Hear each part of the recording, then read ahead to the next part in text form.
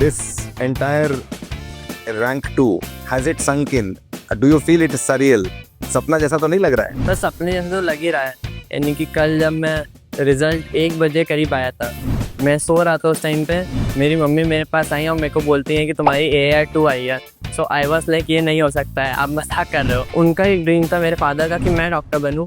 सो उनके ड्रीम को फॉलो करना था मेरे को, और मेरा भी खुद का ड्रीम था। मुझे याद है कि तुम एक दिन IPL मैच भी देखते पाए गए थे, तो so what was like? मैं आधा एक घंटा अलग अलग टाइप ऑफ स्पोर्ट्स खेलता था, जैसे कि बैडमिंटन, वॉलीबॉल, क्रिकेट। पूरे दिन भर की जो हेक्टिक शेड्यूल है उसके बाद दिल माइंड को फ्रेश कर देता था।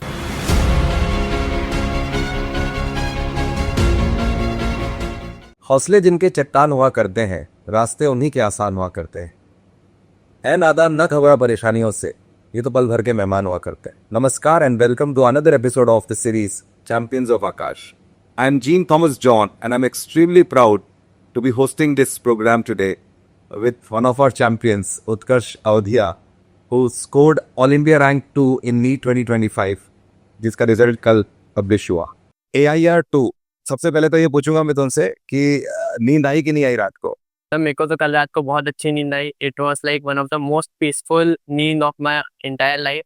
कि मेरी मम्मी को इतनी अच्छी नींद नहीं आई। She was very very excited. She woke up early like 4 AM में। आज वो उठ गई थी जल्दी से, और वो सुबह से न्यूज़पेपर वगैरह ही देख रही थी, और वो मेरी फोटो ही देखे जाए। So I think yesterday was a big event and a lot of press had come. तो मुझे लगता है कि this entire rank 2, has it sunk in? Do you feel it is surreal? सपना जैसा तो नहीं लग रहा है? बस अपने जैसा तो लग ही रहा है। यानी कि कल जब मैं रिजल्ट 1 बजे करीब आया था, मैं सो रहा था उस टाइम पे, मेरी मम्मी मेरे पास आई और मेरे को बोलती हैं कि तुम्हारी AR2 आई है। सो आई वाज लाइक ये नहीं हो सकता है, आप मजाक कर रहे हो। बट लेकिन जब मैंने उसे वापस चेक करा कि AR2 आई है, तो उस समय तो मेरे को ये रियलाइज ही नहीं हो रहा था इतना बड़ा अचीवमेंट कैसे हो गया है क्या। क्योंकि जब मैंने अपने मार्क्स कैलकुलेट करे थे, so I was getting 682 marks. So I was thinking like मेरे को अंडर 100 आ जाएगी, अंडर 50 भी आ जाएगी। लेकिन AIR2 का मैंने कभी नहीं सोचा था। सो AIR2 की जो फीलिंग थी वो बहुत ज़्यादा सरियल थी, सपने जैसा ही लग रहा था। और कल तो पूरे दिन समझ में ही नहीं आया कि सही में AIR2 आप भी गई है कि नहीं। आज अब अगले दिन थोड़ा ऐसा फीलिंग आ रही है कि रियली बहुत ही बड़ा, और जो मैग्नीट्यूड अचीवमेंट का बहुत बड़ा है। ग्रेट, क्योंकि आई स्टिल रिमेम्बर 4 मई को जब आपने मुझे नीट एग्जाम के तुरंत बाद मैंने आपसे बात की थी, आपका कॉल आया था। तो the first thing that you said was कि sir the paper was very tough, और फिजिक्स में मेरे 3-4 सवाल छूट गए। और उस दिन से और आज हम वापस एक संडे में बैठे हैं, और आज के संडे में रैंक आ चुकी है। तो I think this is a wonderful feeling, right? So coming moving on, थोड़ा सा उत्कर्ष के बारे में जानना चाहेंगे हम, क्योंकि मैं तो खैर लकी था, मैं 2 साल आपके साथ रहा। We had a good time spending together, but the for the audience and for the benefit of all who are watching, specially those young aspirants जो भी तैयारी कर रहे हैं, तो वी वांट दैट कि आज के सेशन में you will try and give them some inputs. तो सबसे पहले I just wanted to know, मैंने आपका नाम जो है उत्कर्ष, उस पे थोड़ी सी रिसर्च करी कल, and I found that this comes from the word, Sanskrit word उत एंड कर्ष। So it's like a combination of these two words. तो उत का मतलब होता है अप, और कर्ष मतलब pull. So you trying to pull yourself up. तो आपने भी एक विषम परिस्थिति से अपने आप को पुल किया है, और एक अकम्पलिशमेंट की तरफ बढ़े हो आप। सो what do you want to say about this? And if possible, try to explain Utkarsh as a person in one line to me. Describing Utkarsh in a line, so I would like to throw in some adjectives I should feel. So एक adjective तो मेरे को describe करने के लिए होगा friendly. I mean I am very friendly. I like to make friends and I am very you know want to make friends with other people. फिर उसके बाद मैं would like to describe two, like I should say antonyms to describe myself. So that would be hardworking as well as lazy. You might be thinking, what is this? How can he be hardworking as well as lazy? Correct. So I am lazy in the sense कि जो hard work की शुरुआत करने में जो resistance feel होता है, वो मेरे को शुरू में रेजिस्टेंस फील होता है। जैसे बिस्तर में सुबह सुबह अगर 6 बजे उठना है, तो वो एक रेजिस्टेंस फील होता है। लेकिन जब एक बार उठ जाओ और एक बार उस फ्लो स्टेट में चले जाओ, तो आई Correct. Can do hard work on and on and on, तो कोई दिक्कत नहीं। मतलब एक इनर्शिया है तुम्हारा जिसको ब्रेक करना है। So that I am trying to change about myself, but still that I should describe myself in that way. And another adjective would be to describe myself, I should guess ambivert? Ambivert, yeah. Ambivert is very, very true for myself. I mean, some people might not know what an ambivert is, so मैं थोड़े से शब्दों में describe कर देता हूँ. Ambivert एक वो पर्सन होता है जो इंट्रोवर्ट भी होता है, एक्सट्रोवर्ट भी होता है. तो सम पीपल सोच रहे होंगे कि ये कैसे हो सकता है. सो मैं नॉर्मली अगर कोई नॉर्मल कन्वर्सेशन चल रही है और मैं लोगों को नहीं जानता हूँ, तो आई वुड बी इंट्रोवर्ट. मैं ज़्यादा बात करने जाऊँगा नहीं. लेकिन अगर मैं उसको थोड़ा सा भी रिलेटेड, वो मेरा पर्सन है, तो मैं उससे बहुत अच्छे से बात करूंगा. और when the situations come, so I can like talk very much. So in that वो ambivert. I just want to intersect. मैं जानता हूँ क्लास में आई हैव सीन यू, मतलब I have never seen you speak. और जिस तरह से तुम फोकस्ड क्लास में बैठे थे, और कल जब प्रेस आए लोग इतने सारे इंटरव्यू लेना, the way then the confidence with which you are speaking, तो दैट वाज रियली कमेंडेबल. मैं खुद सरप्राइज था कल वो देखकर. So that's wonderful that you have been able to adjust to circumstances, और आपने अपने आप को ढाल लेते हो सिचुएशन के हिसाब से. ये बहुत जरूरी है लाइफ में. थोड़ा सा हम आगे बढ़ते हैं, and we would want to know about your family, your childhood. कौन कौन है घर में, कैसा माहौल था घर का, and what is the entire story? So हमारी एक 4 लोगों की फैमिली है. उसमें हमारे फादर है, मेरी मदर है, मेरा एक छोटा भाई है और एक मैं हूँ. तो मेरे फादर मिस्टर आलोक अवधिया है, वो HDFC बैंक में ब्रांच मैनेजर है. मेरी मदर हाउसवाइफ है, लेकिन वो घर का सबसे ज़्यादा मेहनत मेहनती है. वही सब चीज़ें हमारी संभालती हैं. सो उनको तो बहुत ज़्यादा इन्हीं की श्रेय देना ही चाहिए इसका. फिर उसके बाद में अगर अपनी अर्ली लाइफ के बारे में बात करूँ, तो मैं पैदा इंदौर में हुआ था, but as you know my father works in HDFC bank. Bank में ट्रांसफ़र रेगुलरली होते रहते हैं. तो उसी के कारण बचपन से ही मेरा पापा का जो ट्रांसफ़र है, हर 3-4 साल में होता रहता था रेगुलरली. तो रेगुलरली पहले हम लोग इंदौर में थे, उसके बाद हम सिवनी, फिर कटनी, फिर इंदौर वापस. लेकिन लास्ट 10 ईयर्स से मैं इंदौर में ही रह रहा हूँ. Very good. तो थोड़ा सा बचपन की बात करूं तो आप स्कूल में शुरू से टॉप करते थे, ऐसा कुछ था कि मैं हमेशा फर्स्ट आता था, या ये बाद में आके स्टार्ट हुआ सिलसिला? स्कूल में मैं टॉप तो नहीं आया, आई शुड से कि मैं स्कूल में सेकंड थर्ड रहता था, कभी टॉप भी कर लेता था. तो I was like a topper, but not in very like this kind of topper. I was not like getting air to no one expect. तो तब तो कभी सोचा नहीं होगा कि इस तरह से जाना, लेकिन आपने अपने लाइफ में कभी ना कभी तो ये मन में ख्याल आया होगा कि दिस इज द टाइम कि अब मुझे डॉक्टर बनना है, वो वाइट एप्रन पहनना है. ये थॉट कब आया? So this is a very very interesting story. So मेरे जो ग्रैंडफादर थे, उनका एक ड्रीम था कि मेरे फादर डॉक्टर बन सके. बट फॉर सम रीज़न और other he was not able to become a doctor. So उनका एक ड्रीम था मेरे फादर का कि मैं डॉक्टर बनूं. सो उनके ड्रीम को फॉलो करना था मेरे को, और मेरा भी खुद का ड्रीम था. और भी बहुत से रीज़न थे, जैसे कि आपको पता ही है ह्यूमन बॉडी जो है एक बहुत ही कॉम्प्लेक्स मशीन है. और इस कॉम्प्लेक्स मशीन को अभी तक पूरी दुनिया भर के साइंटिस्ट भी अच्छे से नहीं समझ पाए. तो इस मशीनरी को समझना, ये मेरी क्यूरियोसिटी को एक तरीके से बहुत ज़्यादा टैप करता था. तो ये एक बहुत बड़ा फैक्टर था. And the third and the last reason, हम जो भी लोग हैं, इस जनरेशन के जो लोग हैं जिन्होंने कोविड को देखा है, इस पेंडेमिक को देखा है, इस पेंडेमिक में हम समझ गए थे जो डॉक्टर्स का प्रोफेशन है एक बहुत ही बढ़िया और नोबल प्रोफेशन है. तो इस फील्ड में जाना भी मेरे लिए एक बहुत बड़ी गर्व की बात थी. सो मतलब द टिपिंग पॉइंट और रादर द चेंज, वो जो पॉइंट था वो कोविड था एक तरह से, जिसके बाद आपने सोचा कि नहीं, मुझे वाकई में इसी को अपना प्रोफेशन बनाना है. So like my interest was constantly here. After COVID, it was just tipped over. Okay. सो आपने जब आप कोविड चल रहा था तब आप शायद क्लास 8th में थे? Yeah, I was in class 8th, 9th. 8 और 9th में थे. और when did you join Akash? So I joined Akash in class 10. So I came to know about Akash after I think a newspaper ad. I saw an ad of the ANTHE examination, which is very very famous, I think. हाँ. So मैंने ANTHE का examination दिया था class 10th में. और 9th 10th में मैंने जैसे आपको बताया कि मैं स्कूल में थोड़ा ब्राइट था, सेकंड थर्ड रैंक आती रहती थी. तो जब मैंने ANTHE का एग्जामिनेशन दिया था, तो I got like AIR of under 300 और something. Very good. thousands of students sit, in fact lakhs of students sit for the exam. Yeah. So वहाँ पे आप अंडर 300 रैंक स्कोर किए. अंडर 300 रैंक के बाद मेरे को उसमें आकाश में 100% स्कॉलरशिप मिली गई थी. तो उस कारण से मैंने आकाश को ज्वाइन करा. You joined Akash Gita Bhavan branch. या Aakash Geeta one branch in Indore. Okay okay. And फिर आकाश का सफर आपका स्टार्ट हुआ क्लास 10th में. तब 10th में आपको नीट लेना था सोचा था, लेकिन 10th की आपने नॉर्मल परीक्षा की. मैथ्स में भी आप इंटरेस्टेड थे शायद, बिकॉज IOQM की आप तैयारी 10th में कर रहे थे. या सो जैसे कि आपको पता ही है कि आजकल के जो बच्चे हैं जो JEE और नीट फोकस पढ़ाई करना 6-7 क्लास से भी शुरू कर देते हैं. तो मेरे लिए जो 10 से मैंने शुरुआत करी होगी, तो बहुत से लोगों को लग रहा होगा कि मैं इसमें लेट हो गया था. मेरे को भी उस टाइम ऐसा लगता था. लेकिन अब इतनी अच्छी एआर आ गई है तो अब तो क्या ही बात है। फिर उस समय 10th क्लास में बहुत से बच्चे IOQM NSC जैसे बहुत से ओलंपियाड्स की तैयारी करते थे, और बच्चे 9th और 8th क्लास से इसकी तैयारी शुरू कर देते थे। तो मैं उन ओलंपियाड्स के लिए थोड़ा लेट हो चुका था, क्योंकि NSCGS जो ओलंपियाड है उसकी जो एज लिमिट है उसको मैं क्रॉस कर चुका था, उसे सिर्फ 9 तक के बच्चे ही दे सकते हैं।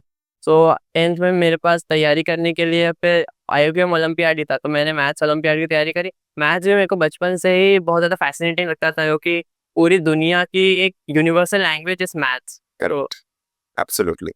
So मतलब maths fascinated you and you prepared for IOQM. I think 10th में IOQM qualify किया आपने? 10th में I missed by like just 2 or 3 marks है। Okay, but you didn't lose your, कहते हैं ना उस समय आपने हार नहीं मानी. Okay, and then 11th में you moved on to take up biology, right?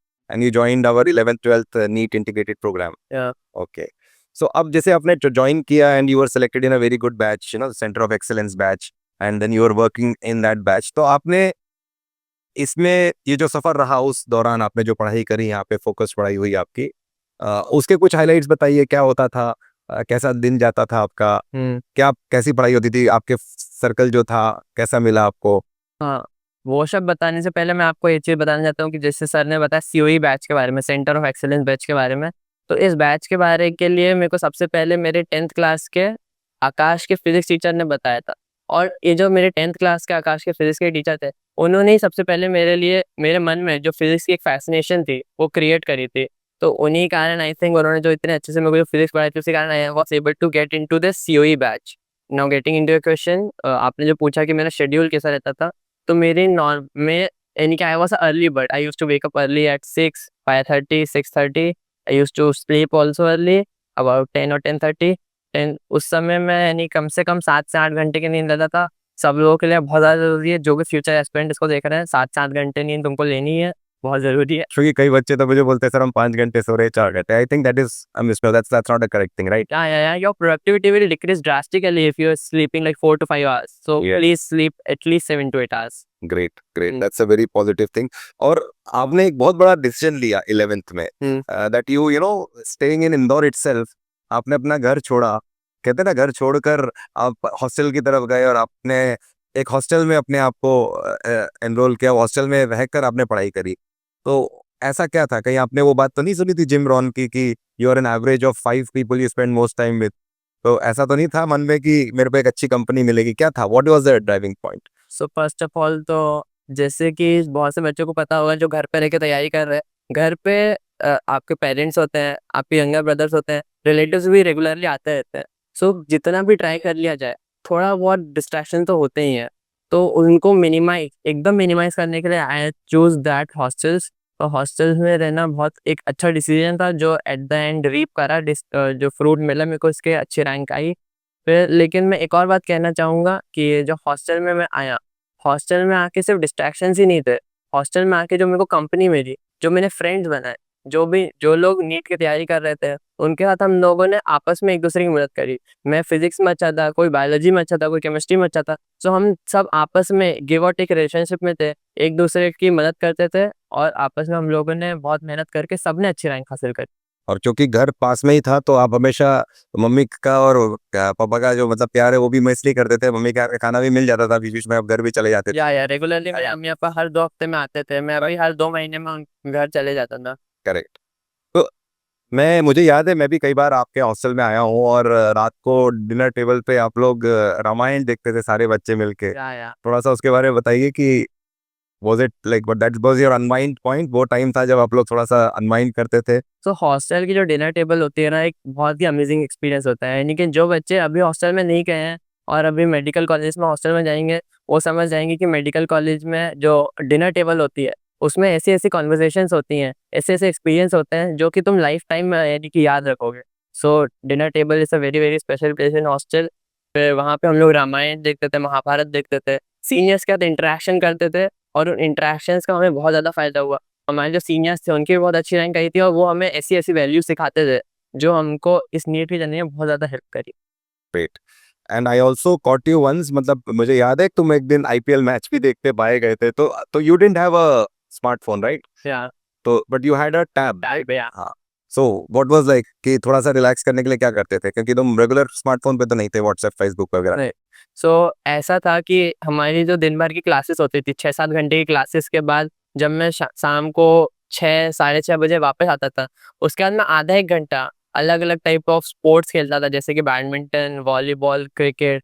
फिर दोस्तों के साथ इधर उधर बातें कर ली, थोड़ा बहुत बाहर वॉक करने चले गए, और फिर इसी तरीके से मैं थोड़ा पूरे दिन भर की जो हेक्टिक शेड्यूल है उसके बाद दिल माइंड को फ्रेश कर देता था, ताकि आगे के जो 2-3 घंटे मैं पढ़ाई करूँ, यानी कि 7 से 9 या 7 से 10 जो मैं पढ़ाई करूँ, वो बहुत ज़्यादा प्रोडक्टिवली कर पाऊँ, और जो अपनी मेहनत कर रहा हूँ उसको स्मार्टली एक डायरेक्शन में पुश कर सकूँ। फिर उसके बाद तो दैट इज मतलब तो एक तरह से वो आपका एक अनवाइंडिंग स्पेस होता था, क्योंकि वो टाइम को आप उसमें फिर जैसे मिक्स नहीं करना चाहिए, पढ़ाई कर रहे हैं तब पूरी तरह से पढ़ाई, हाँ, और एंटरटेनमेंट में तो पूरी तरह से हाँ, entertainment, that distinction was very clear. या तो वो तुम हमेशा मेंटेन करते थे। तुमने इस पूरी जर्नी में, if I am right, you also cleared a lot of olympiad exams, या राइट?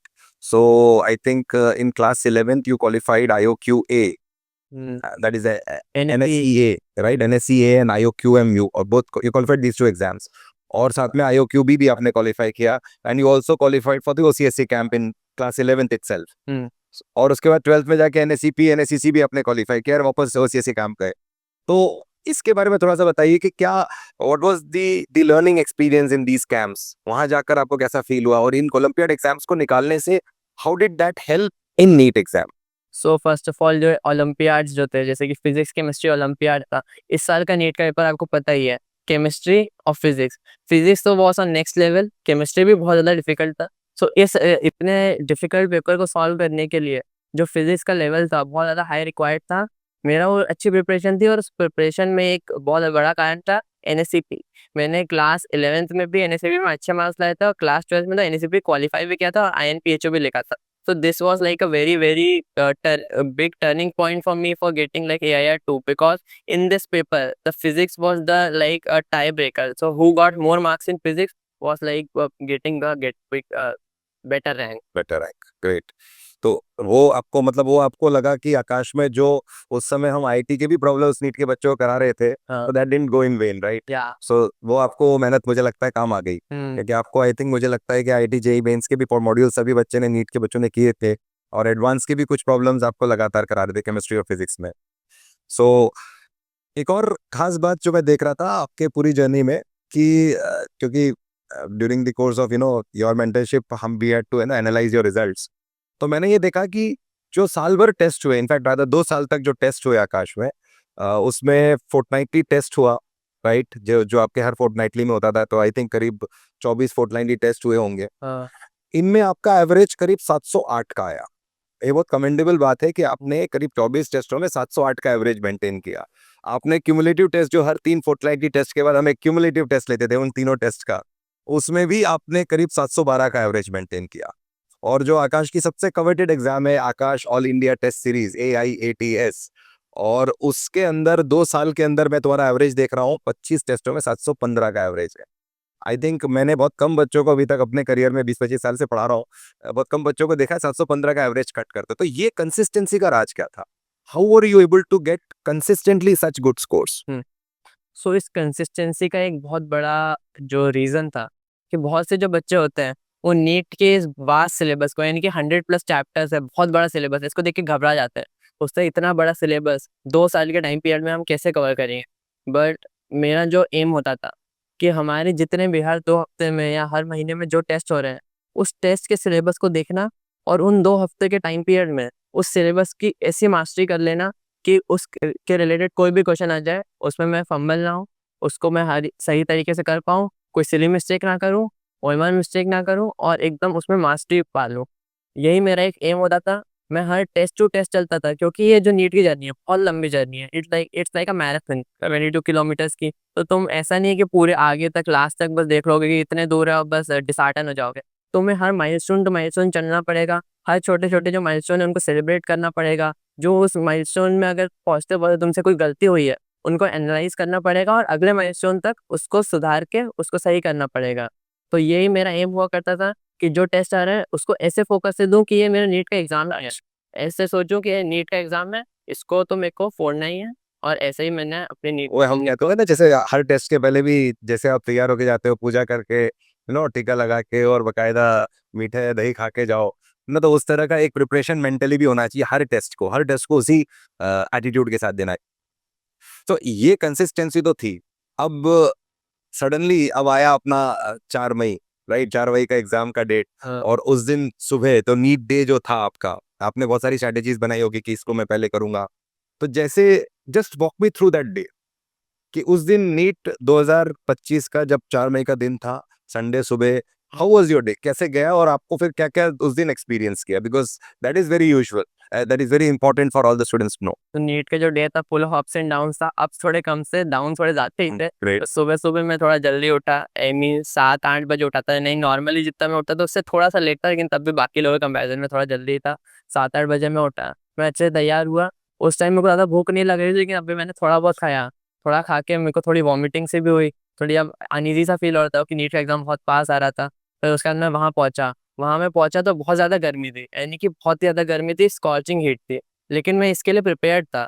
जैसे मेरे कुछ दोस्त थे वो इसके लिए प्रिपेयर नहीं थे, लेकिन मैं इसके लिए प्रिपेयर था, क्योंकि आकाश ने मेरे 2-3 ऐसे टेस्ट कराए थे जो अलग अलग सेंटर्स में थे, जहाँ पे ऐसी सिमिलर फैसिलिटीज़ थी। बहुत ज़्यादा गर्मी में हमको बैठा के रखा था, तो it was very very helpful. फिर उसके बाद जब मैं लाइन में लगा, तो मैंने 1-2 लोगों से थोड़ी बहुत बातें करी कि कैसा क्या चल रहा है। So it like ease my mind off. फिर उसके बाद मैं वहाँ जाके बैठा अपनी चेयर पे जब मैं बैठा तो मैं घड़ी को ही टिक टिक टिक टिक देख रहा था। तो वहाँ पे वॉल क्लॉक थी उस रूम में आज? और द सेंटर वो, कई बार उसकी बैटरी खत्म हो जाती है, तो वो भी ध्यान रखना पड़ता है। हाँ हाँ मैंने ध्यान रखा था वो। ठीक है, फिर? फिर उसके बाद टिक टिक टिक टिक मैं देखे जा रहा था। फिर मेरे जो इन्विजिलेटर थे वो बहुत ज़्यादा नाइस थे, यानी कि वो किसी को भी बेमतलब पर डांट नहीं रहे थे और बहुत अच्छे से सबसे बात कर रहे थे। सेंटर भी बहुत अच्छा था, पंखे वगैरह अच्छे चल रहे थे, लाइट वगैरह उस टाइम तो थी। फिर उसके बाद हमको पेपर दिया गया। मैंने सबसे पहले बायोलॉजी से शुरू करा। और बायोलॉजी इंस्ट्रक्शंस इंस्ट्रक्शंस तो पढ़े ही होंगे सबसे अरे पहले। इंस्ट्रक्शन तो पढ़ी हूँ कि इंस्ट्रक्शन जैसे अभी मैं खुद भूल गया, वैसे बहुत से बच्चे होते हैं इंस्ट्रक्शन पढ़ना भूल जाते हैं। राइट। ओएमआर में बहुत सी सीधी मिस्टेक कर देते हैं जल्दी जल्दी में, जैसे मेरे से अभी हो गई। लोग मेन पेपर में करते हैं, मेन पेपर में मेरे से नहीं हुई थी उस टाइम में बहुत ज्यादा, यानी कि जो टीचर्स थे हमारे आकाश में, हमको रेगुलरली यानी कि 4-5 दिन पहले जितने भी पेपर हो रहे थे उसके पहले हमेशा बोला गया था इंस्ट्रक्शन अच्छे से पढ़ो, ओएमआर ध्यान से भरो, क्योंकि ये ही सबसे ज्यादा इंपॉर्टेंट है। क्योंकि अगर तुम ओएमआर अच्छे से नहीं भरोगे तो बहुत ज्यादा दिक्कत हो जाएगी। लेकिन अगर तुमसे ओएमआर मिस्टेक हो भी गई तो ठीक है, ओएमआर मिस्टेक के बाद भी तुम अपने माइंड को काम करके रखो कि हमारे एक सीनियर थे, उनके से भी ओएमआर मिस्टेक हो गई थी, लेकिन एट द एंड उनकी भी बहुत अच्छी लाइन। रोल नंबर फिलिंग में उससे मिस्टेक हुई थी, या right, but that is pardonable, वो तो करेक्ट हो जाता है बाद में। हाँ। करेक्ट। तो फिर पेपर आया आपका, सामने पेपर आया। पेपर सामने आया, ओएमआर सब मैंने भर दी। फिर एट द एंड मैं स्टार्टेड बायोलॉजी। बायोलॉजी में 90 क्वेश्चंस होते हैं। जो नॉर्मल मेरा सीन होता था जब मैं नॉर्मल मॉक टेस्ट देता था, उसमें मैं ये 90 क्वेश्चंस को 20 मिनट्स में कर लेता था विदाउट ओएमआर ऑब्वियसली। 20 मिनट्स में 90 क्वेश्चन कर लेता था। But in this NEET paper the level was slightly difficult, not way more difficult, slightly difficult. So I took like 30-35 minutes. 30-35 minutes में मैंने करा 90 क्वेश्चन 35 मिनट्स, या। ओके। सो और इन दोनों में से, इन 90 क्वेश्चंस में से मेरे को 1 या 2 क्वेश्चन में थोड़ा सा डाउट था, यानी कि डाउट वाले क्वेश्चन थे, और फिर मैं कुछ कुछ क्वेश्चन गलत भी हुए उस कारण। फिर उसके बाद मैंने केमिस्ट्री करा। Chemistry was like, if biology was this bit difficult, chemistry was this bit more difficult than the normal NEET paper. So normally वो जो 45 क्वेश्चन होते थे मैं आधे घंटे में कर लेता था, लेकिन इस बार मेरे को एटलीस्ट 45 मिनट्स लगे थे। उसके बाद भी 4-5 question were in doubt, but at the end एक ही क्वेश्चन उनमें से गलत हुआ, तो I think I handle them. But after that came physics. Physics as you know was very very deadly. बहुत ज़्यादा ही खतरनाक फिजिक्स आई थी, सब बच्चों को पता है, सब अभी तक उससे ट्रॉमेटाइज्ड भी है। और जबकि physics was your strong point. Physics was my strong point, but still no, I was not expecting this at all. तो बहुत ज़्यादा ही अनएक्सपेक्टेड था। I was expecting the physics would be slightly difficult, but not in this level. और एक बात मैं आपको और बताता हूँ कि मैं अपने फ्रेंड से नॉर्मली जोक करते रहता था कि ऐसी फिजिक्स आएगी, ऐसी फिजिक्स आएगी। I did not mean name, but I used to say them कि ऐसी फिजिक्स आएगी। तो जब ऐसी फिजिक्स आई, so rather than being happy I was like shock. सो मैंने फिजिक्स करना शुरू करी। फिजिक्स करना जब मैंने शुरू करी तो शुरू में तो पहला पेज वॉज इजी, बट लेकिन अगले पेज में मेरे को आई थिंक 10 क्वेश्चन थे उस पेज में, उसमें से मेरे को 3-4 नहीं आ रहे थे। सो कुछ बच्चे सोचेंगे ठीक है 3-4 क्वेश्चन ही तो नहीं आए थे, but as someone who was getting like regularly 720, this was a huge shock. अगले पेज में भी 3-4 क्वेश्चन नहीं है। सो एट द एंड यानी कि मेरे को 1 से 1.5 घंटा लगा होगा फिजिक्स के उन 45 क्वेश्चन को करने में। उनमें से मेरे से I think 1/3 of the physics question, I mean 15 question I was not able to do. 2 hours were gone. So normally by this time I had been like then normally I used to complete the entire paper in 2 hours, and at the last 1 hour I used to like just fill the OMR. But this time I was left with around like 20-25 questions and still the OMR 1 hour. And the big twist that came was at the mark of 1.5 hour, electricity was gone. Yeah, that was tough. Indore had a real tough time. अभी बहुत सारे बच्चों के result भी withheld है, आई think that exam is going on. बताइए उसके बारे में, जैसे लाइट गई तो क्या हुआ आपके साथ? मैं बताता हूँ। 4 मई का जो दिन था उसके पहले बारिश हुई नहीं थी, उसके 10-15 दिन बाद भी बारिश नहीं हुई। वो पर्टिकुलर एक दिन था, पता नहीं इंद्रदेव का जो कहर आया था। ऐसा तूफान यानी कि 2-3 सालों से कभी नहीं हुआ था। ऐसा तूफान था, पेड़ पूरे हिल गए थे, इलेक्ट्रिसिटी चली गई थी। और मैं आपको एक और बताता हूँ, जो मैं और मेरे दोस्त थे, यानी कि वी यूज्ड टू थिंक कि काश उस दिन इलेक्ट्रिसिटी ना चली जाए, उस दिन बारिश ना हो जाए, क्योंकि बारिश का जो माहौल होता है उसमें यानी कि एक सैडनेस वाला माहौल हो जाता है। Correct. और वो जो एंथुसियाज्म होता है वो चला जाता है। तो हम लोग यही सोचते थे, इसको हम फियर करते थे कि बारिश ना हो जाए उस दिन बारिश हुई। So it was like very everything that could go wrong went wrong there, मतलब राइट।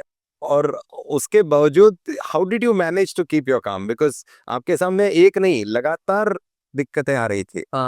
तो what did you do at that time? क्या मन में फीलिंग आया? जो जब 2 आवर का मार्क था, मेरे 20-25 उसमें बचे हुए थे और मैं पूरी खाली थी और लाइट जा चुकी थी।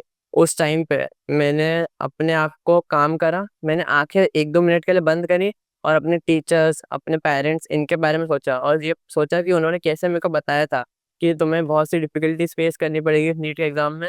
और जैसा उन्होंने बोला था उनसे भी ज़्यादा डिफिकल्टीज मेरे को फेस करनी पड़ी। तो मैंने आंख बंद करी, उस 2 मिनट मैंने खुद को काम करा और नेक्स्ट 58 मिनट्स में मैंने उन 25 क्वेश्चन में से आई थिंक 23-24 क्वेश्चंस करे। 1-2 क्वेश्चन मैंने गेस भी करे, एक क्वेश्चन मैंने छोड़ा भी, और ओएमआर मैंने पूरी भरी।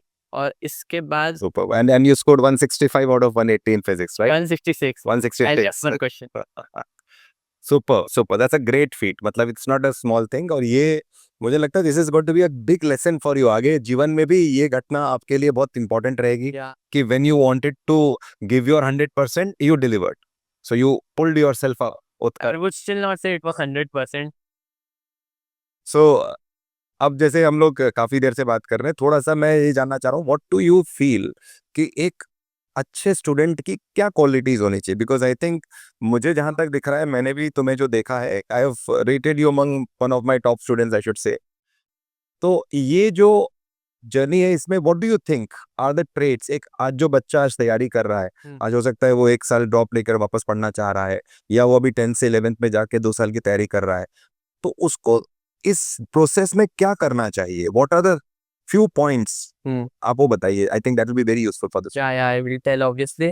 सो सबसे पहले फर्स्ट ऑफ ऑल तो मैंने बहुत से ऐसे बच्चे देखे हैं जिनका क्लास में ध्यान ही नहीं होता। आई मीन मेरी क्लास में भी जो टॉपर्स का सीओई बैच था उसमें भी ऐसे बहुत से बच्चे मैंने देखे थे जिनका क्लास में ध्यान नहीं होता था। वो इधर उधर कहीं भी देखते रहते थे, क्लास के टाइम में पूरे फुल ऑन उनकी मस्ती चलती रहती थी। सो आई मीन क्लास के बीच में उन्हें क्लास में पूरा ध्यान देना चाहिए कि अगर क्लास में ध्यान दे के अच्छे से समझा जाए तो जो चीज़ हम घर जाके 2 दिन में समझेंगे वो हमें क्लास में 2 घंटे में बहुत अच्छे समझ में आएगी। और ये बहुत ज़्यादा हेल्पफुल होता है। और सेकंड, जो टीचर्स की बात मानने वाले बच्चे होते हैं वो बहुत सही होते हैं। टीचर्स की बात मानना बहुत बहुत इंपॉर्टेंट है। टीचर्स जो हैं उनको 10-15-20 सालों का एक्सपीरियंस है। So they know every tit and tat of this thing, this NEET exam. सो उनकी बात मानना बहुत बहुत ज़्यादा ज़रूरी है। और फिर उसके बाद जो क्लास में तो तुमने ध्यान दे दिया, अब तुम्हारे घर जाके क्या करना है? घर जाके तुम्हें या तो जो क्लास में करा है उसको रिवाइज करना है, या फिर जो तुम्हारा नेक्स्ट टेस्ट आने वाला है उसके अकॉर्डिंग जो तुमने स्टडी प्लान बनाया है कि इस टेस्ट के लिए मेरे को इस सब्जेक्ट के इस टॉपिक को पढ़ना है, उस टॉपिक को तुम पढ़ो, नोट्स रिवाइज करो। नोट्स रिवाइज करने के बाद बहुत से बच्चे ऐसे होते हैं कि एक बार नोट्स पढ़ लिया तो ठीक है, अब तो वो 30 मार्क खान बन जाते हैं। मतलब टेस्ट यानी कि नोट्स पढ़ लिया, अब तो मेरे को सब आता है, सीधे टेस्ट में जाते हैं। फिर टेस्ट में जाके उनके 5 नेगेटिव हो जाते हैं, 10 नेगेटिव हो जाते हैं, नंबर बहुत कम हो जाते हैं और फिर वो डीमोटिवेट हो जाता है। तो सबसे बड़ी बात तो ये है कि नोट्स रिवाइज करने के बाद क्वेश्चन प्रैक्टिस। ऐसा नहीं है कि पूरा चैप्टर खत्म करो उसके बाद ही क्वेश्चन प्रैक्टिस शुरू होती है। पर्टिकुलर टॉपिक को पढ़ो और उस पर्टिकुलर टॉपिक के क्वेश्चन प्रैक्टिस करो। जो भी तुम्हारे पास मॉड्यूल्स हैं, जो भी मॉड्यूल जैसे कैटलिस्ट, लीप, एमकैप, किसी के भी क्वेश्चन प्रैक्टिस करना रेगुलरली करो। और नीट में पॉइंट ऑफ व्यू से इस साल जो एनसीईआरटी के भी छोटा सा एक अपने को कहते हैं ना, एक स्ट्रेटेजी में चेंज करना पड़ा, थोड़ा थोड़ा सा उसके भी बारे में बच्चों को बताइए। नीट एनसीईआरटी को कैसे पढ़े? ओके, सो लास्ट ईयर तक तो बस एनसीईआरटी जो थी वो गीता थी, यानी कि एनसीईआरटी की जो लाइन थी वो ही सही था, उसके अलावा कुछ भी नहीं। इस साल थोड़ा बहुत चेंजेस आए, लेकिन still NCERT is very very important. 90% paper अभी भी एनसीईआरटी का आएगा, और अगर आप एनसीईआरटी अच्छे से कर लोगे तुम्हारा सिलेक्शन तो हो ही जाएगा। और if you want to come in that top 1% of student, तुम्हें एनसीईआरटी के बाद थोड़ा बहुत जाना पड़ेगा, स्पेशली फिजिक्स और केमिस्ट्री में। Biology I would still prefer using NCERT in something that your teachers would be suggesting. और line to line, I think reading between the lines is also important. You have to dissect each line and थोड़ा सा deeper जाना पड़ेगा NCERT. Last year तक तो ये बहुत ज़्यादा इंपॉर्टेंट था, और लास्ट ईयर मेरे को इसमें सबसे ज़्यादा दिक्कत आई मीन मेरा वीकेस्ट टॉपिक बायोलॉजी था, due to this fact only कि तुम्हें लाइन टू लाइन जाना पड़ता था, वो मेरे को बहुत ज़्यादा दिक्कत आती थी। I mean this year due to not going line to line मेरा एक क्वेश्चन सही हुआ, जो बहुत से मेरे दोस्तों का गलत हुआ है। सो क्या about it? So that's a new thing, but NCERT का डेफिनेटली इंपॉर्टेंस है। एंड आई थिंक तो आपने बताया, एक तो क्लास में बहुत ध्यान देना चाहिए, I think just to summarize it. और सेकंड थिंग आपने कहा कि क्लास का ध्यान देने के बाद सेकंड थिंग आपको घर जाकर उसको प्रॉपर्ली रिवाइज करना चाहिए और नेक्स्ट टेस्ट के पॉइंट ऑफ व्यू से भी तैयारी करनी चाहिए। और एक अच्छी बात आपने बोली कि एक आज्ञाकारी स्टूडेंट, तो आई कैन सी, मैं लास्ट ईयर भी कुछ बच्चे थे जिनको मैं हमेशा कहता था you are very very obedient, आज्ञाकारी। तो आज्ञाकारी आपके अंदर भी वो देखा मैंने ट्रेट। और चौथी आपने बोला कि पढ़ाई के दौरान ये जो बुक्स है थोड़ा सा एनसीईआरटी का लेवल अपने मेंटल टेम्परामेंट के लिए बच्चों का, because I have seen you कि you are very undeterred by the surroundings. वो तुम्हारे अंदर एक अच्छी बात थी कि you don't get influenced by your surroundings. तो वो टेम्परामेंट मेंटेन करने के लिए क्या करना चाहिए कि हम अपने फोकस को कैसे बढ़ाएं और कैसे टेम्परामेंट को मेंटेन करके चलें? सो फर्स्ट ऑफ ऑल तो सबकी जो पर्सनैलिटी होती है अलग अलग होते हैं। कुछ लोग ज़्यादा न्यूरोटिक होते हैं, मेरी पर्सनैलिटी थोड़ी काम सी थी। जिन लोगों को ज़्यादा दिक्कत होती है, जो लोग स्ट्रेस्ड हो जाते हैं जल्दी, आई थिंक उनको मैं योगा और मेडिटेशन डेफिनेटली प्रेफर करूंगा। मैं भी स्टार्टिंग में योगा करता था, but at the and time थोड़ा कम होने के कारण मैं योगा मैंने बंद कर दिया था। तो overall these are the points that you would want to say कि भाई दिस तरह, this is the way in which you have to move Yeah. Forward. So I think we had a very good session. आपने कहते ना, the way in which we have explained things, it was very perfect, and I think जितने भी बच्चे इस programme को देख रहे होंगे, हमारे जितने भी स्टूडेंट्स एस्पिरेंट्स है, they will definitely be benefited out of this. So let me thank you once again and for coming here and spending this time with us. और मैं यही चाहता हूँ कि आगे आप, what is the next plan now? So next plan is everybody know I would be getting MBBS degree from AIIMS Delhi. Okay. And उसके बाद का आगे का भी सोचा कुछ, यानी ब्रांच स्पेसिफिक किस में जाना है? नो, मैंने सोचा है कि जैसे मेरी 5 साल की जर्नी अनवाइंड होगी, उसी में मैं फिगर आउट करने की कोशिश करूंगा कि मैं कौन सी ब्रांच में पोस्ट ग्रेजुएशन करूंगा और फिर सुपर स्पेशलिटी। Very good. आपको कोई और फील्ड में तो नहीं जाना, you want to pursue as a doctor itself, right? You don't want to get into IAS और something like that. No, I would get into like clinical doctor. Very good, very good. So thank you, Utkarsh, once Thank again you, sir. for being with us and motivating us with your words. Let me conclude this with a few lines from William Ernest Henley's poem, The Invictus. It matters not how straight the gate, how charged with punishments the scroll. I am the master of my fate. I am the captain of my soul. Thanks for watching and stay well. Thank you.